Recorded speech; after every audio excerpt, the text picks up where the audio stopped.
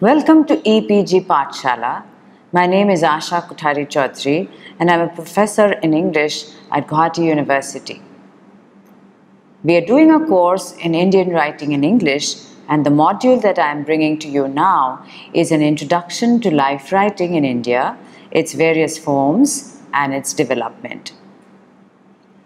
Life writing is a written narrative account, primarily concerned with telling the truth related to the lives of people in historical, political, or cultural contexts. In India, life writing has undergone a lot of change across the centuries.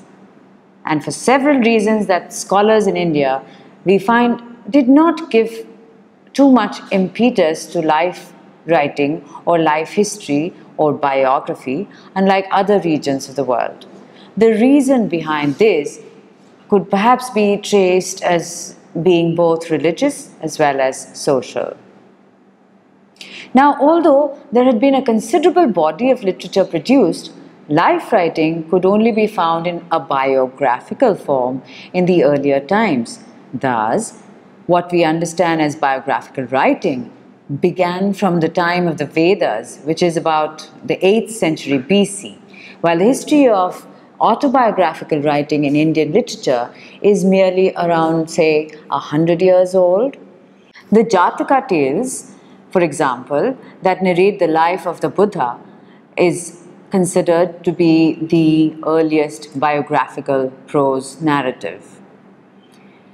Autobiographical life writing gains recognition in India in the 19th century with the development of women's studies and Oriental studies. The earliest found records of autobiographical writing in Indian literary tradition dates back to the period of, say, around the 5th century BCE. The Buddhist nuns at that time began to write about their life experiences in poetic form, and this is referred to very often as the Therigathas, but only some of these were really autobiographical in the true sense of the term. In this context, it becomes extremely imperative to mention that the women were the first people to write about their lives, and they were also regarded as the earliest women who began to inscribe the reality of their existence as women in a patriarchal society. It was after the Mughal conquest in the medieval period that writing about lives began to actually flourish.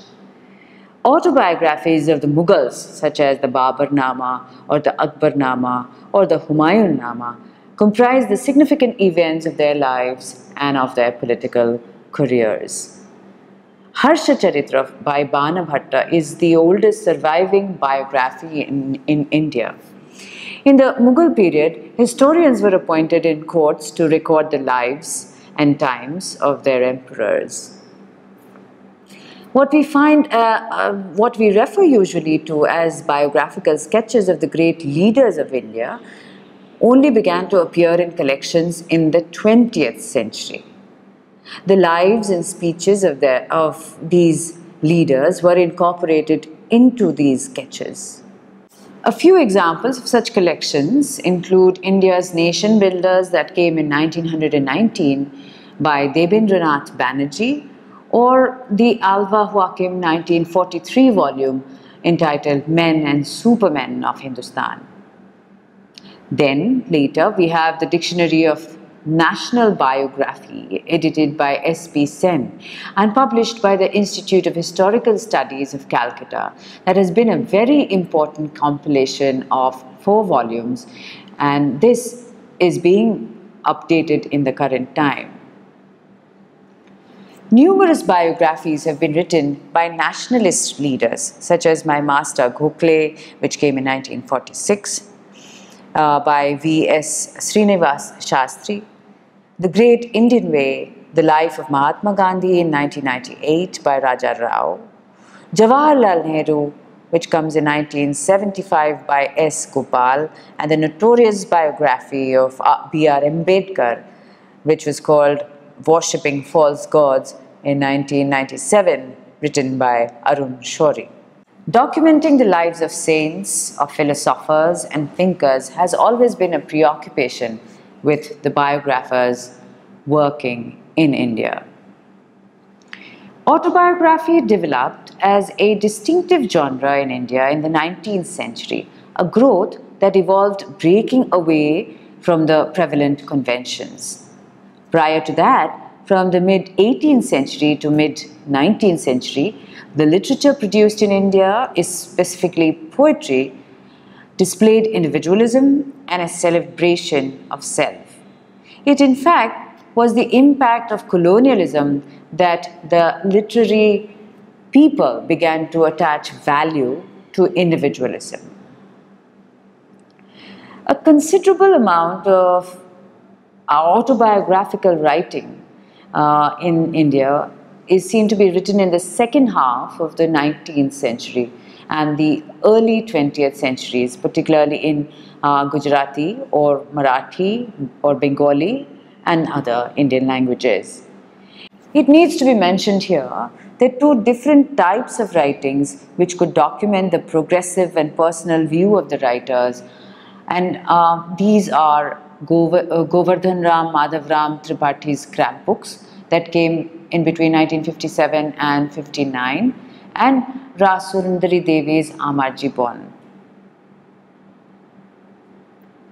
These are the books that mark the attainment of maturity in terms of what we know as autobiography writing in India. Being a graduate of the modern English education system, Govardhan Ram possibly wrote his scrapbooks in English, as it seems that he was preoccupied from within by the colonial surroundings. On the other hand, there is Rajsundari Devi, a self-taught woman who never had any access to education. And though she was not a renowned personality, and despite of the fact that she did not write her autobiography self-consciously, she becomes the first woman in India to write an autobiography in modern times, not being influenced by the Western mode, but by following the traditional Bhakti saint poets. However, the early 20th century literature in India exhibited a very interesting spirit of nationalism. It was a phase when prose forms gained more social significance, and the autobiography of Mahatma Gandhi, The Story of My Experiments with Truth, is perhaps the most dazzling specimen of life writing in this period. It was initially written in Gujarati as Satyana Prayogo Athva Atmakatha, which came in 1927. It is exceptional simply for the reason that it encompasses a lot of issues. It is expressed in a very lucid language, and there seems to be an absolute kind of genuineness, also highlighting the kind of spiritual quest that we normally associate with Mahatma Gandhi. In Bengal, Rabindranath Tagore's Apon Kotha and Porimal Goswami's Smriti Charan in the vernacular Bengali are noteworthy. Among the Hindi autobiographies, the most prominent are poet Harivansh Rai Bachchan's Neer Ka Nirman, which stands out for its intensity, and Ateet Ka Chal Chitra by poet, freedom fighter and activist Mahadevi Verma, which are sketches from the memories of her past. Nirad C. Chaudhary's Autobiography of an Unknown Indian, published in the year 1951, in which he talks about his anxiety of being in the clutches of two diverse cultures, the British and the Bengali, entailed a lot of controversy. It is also perhaps the best known autobiography in Indian life writing today. His dedication of this book to the memory of the British Empire made him an anti-Indian and pro-British in the eyes of many. Other renowned autobiographies that were published in the 1950s are The Crossroads, an autobiography that came in 1950 by Nripendra Chandra Banerjee, Autobiography, which came in 1959 by N.B. Khare, and Inside Lahore Fort, another book in 1959 by Jayaprakash Narayan. A similar mode of autobiographical writing, memoirs, have also been written, and R.K. Narayan's My Days is probably the most prominent one, written by this eminent Indian novelist. A transition is seen to be marked at a point of time from the life histories of the known personalities to the subaltern and the marginalized.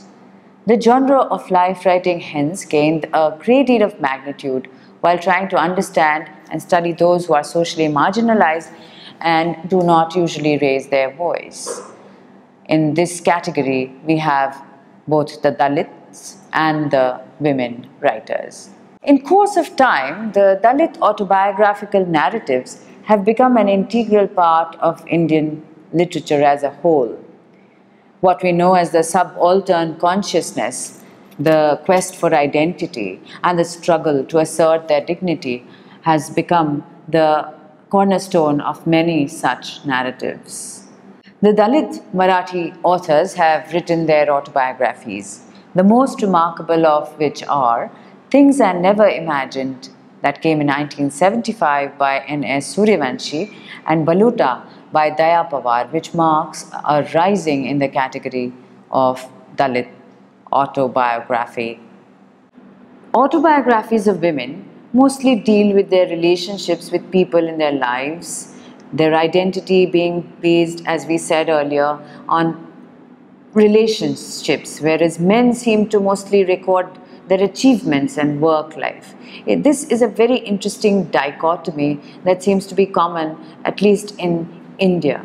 And especially as women begin to write and record their very personalized experiences during the 19th century. And we have already spoken about Rasa Sundara Devi in Bengal. Now, what happens then if there is a woman writer who wants to record her own biography, is writing an autobiography or a memoir of sorts, and is also a Dalit? Because now we will have a woman and a Dalit who is in some sense a doubly marginalized group. So you have experiences of Dalit women who are sort of doubly oppressed, kind of a group of society, where first as women and then as Dalits, they are marginalized again and again, and this adds up to an essential fraction of life writing in India. People like Shantabai, Krishnaji, Kamble become the first Dalit women to write an autobiography. The autobiography, say, of Baby Kamble, who is the first Dalit woman to write an autobiography in Marathi, puts forward the plight of the Mahar community, blending in complex issues of caste, class, and gender. Mahadev Desai, for example, published a diary called Mahadevi Bhaini Diary, and it is unique in the realm of Gujarati literature for the reason that instead of the records of his everyday life, he kept the account of Mahatma Gandhi's day-to-day activities.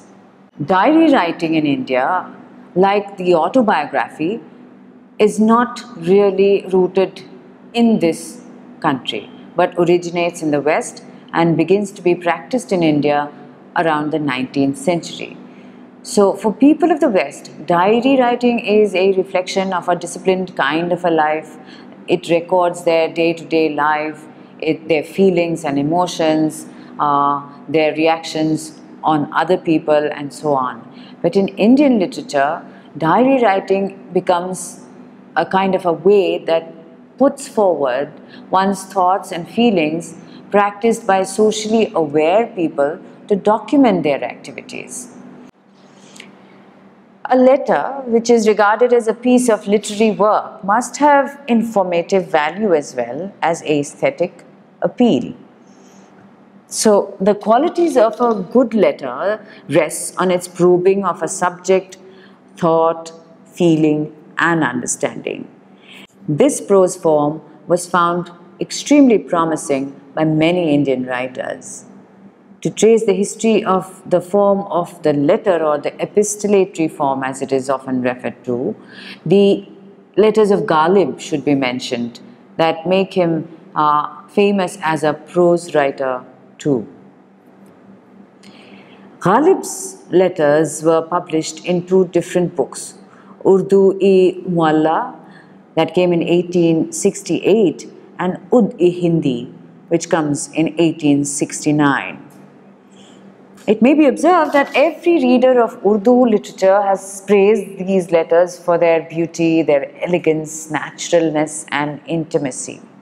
It marks the beginning in Indian literature of the evolution of epistolatory prose, and it becomes a proper literary form. Ghalib becomes the pioneer of this particular form. The eminent Indian letter writers like Swami Vivekananda, Sri Aurobindo, Mahatma Gandhi, Sarojini Naidu, Toru Dutt, and even last but not the least, Jawaharlal Nehru have many letters to their credit. The letters highlight a great deal of the happenings in their lives, both in personal and at the public level. In case of Toru Dutt, her letters exhibit a sense of nostalgia for being away from her motherland, while Sarojini Naidu's letters project her as a woman who always had to maintain a balance between her personal and public life. Now, journals always have a specific purpose to serve, either written for keeping personal record or documenting events and as a form of life writing.